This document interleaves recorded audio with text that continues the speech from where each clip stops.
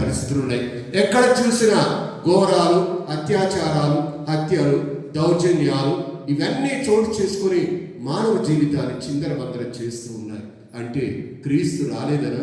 వచ్చారు. 2000 సంవత్సరాల క్రితం ఆయన జన్మించాడు, మానవుల మధ్యన జన్మించాడు.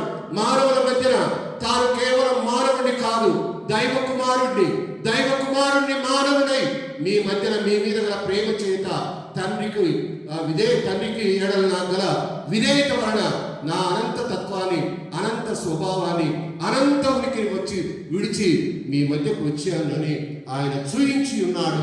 తాను మానవుడుగా ఈ లోకంలో జన్మించి జీవించి తన అద్భుతాల ద్వారా, తన ప్రసంగాల ద్వారా, తన జీవన నడవడి ద్వారా ఆయన తాను దైవ కుమారుడని, మన కోసం బలి చేయబడబోతూ ఉన్న గొర్రెపిల్లని, పవిత్ర గొర్రెపిల్ల అని ఆయన నిరూపించారు.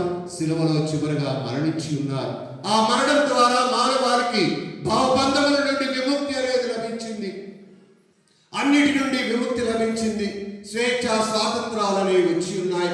సైతానుపై విజయం సాధించే విధంగా, సైతాను శక్తులకు లోపడకుండా గొప్ప జీవితాన్ని, పరిశుద్ధమైన జీవితాన్ని, దేవుని బిడ్డలుగా జీవించే జీవితాన్ని ఆ క్రీస్తు ద్వారా దేవుడు మనకి వస్తున్నాడు. ఈనాడు 2వ పట్టణంలో వింటూ ఉన్నాం. దేవుని యొక్క కృప ప్రత్యక్షమైన రాత్రి ఈ రాత్రి. అందువలన ఈ రాత్రి ఒక శుభరాత్రి అని, పవిత్ర రాత్రి అని, మానవ చరిత్రలోనే దీనికి మించిన రాత్రి, గొప్ప రాత్రి, శ్రేష్టమైన రాత్రి మరొకటి లేదని ఘంటాపదంగా మనందరం కూడా చెప్పుకోవచ్చును. ఆయన తన కృపను ఎందుకు ప్రదర్శించాడు?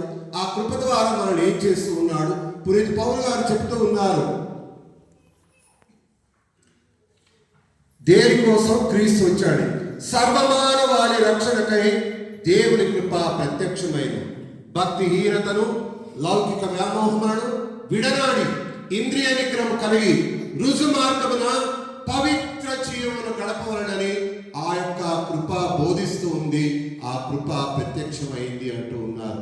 ప్రియుల సహోదరి సహోదరులారా, మనం దేవునికి, దైవ సాన్నిధ్యానికి, దైవ చిత్తలకి ఏదో వెళుతూ ఉన్నాం, కానీ పరిపూర్ణంగా వాటిలో పాల్గొనట్లేదు. పరిపూర్ణంగా వాటిలో పాల్గొన్నట్లయితే మీరు కానీ, నేను కానీ, మనందరం కూడా ఆనాడు అపోస్తులు ఏ విధంగా అద్భుత క్రియలు చేయగలిగారు, యేసు నామమున పునీతులు ఏ విధంగా చేయగలిగి ఉన్నారు, ఈనాడు ఇంకా చాలా మంది చేస్తూ ఉన్నారు. ఈ మధ్య మెజుకోరులో దేవమాత మరి ఒకసారి దర్శనం అయింది కొంతమందికి ఆ మెక్సికో దేశంలో. ప్రియుల సహోదరి సహోదరులారా, ఎవరైతే ప్రార్థన చేస్తూ ఉంటారో, ఎవరైతే యేసుని గుర్తుంచుకుంటారో, ఎవరైతే నేను యేసు రక్తము చేత కడగబడి ఉన్నానని గుర్తించి తన విధంగా రుసు మార్గంలో జీవించినట్లయితే సమాజం అంతా కూడా సంతోషంగా, ఆనందంగా విలసిల్లుతూ ఉంది. పాడి పంటలనే పండు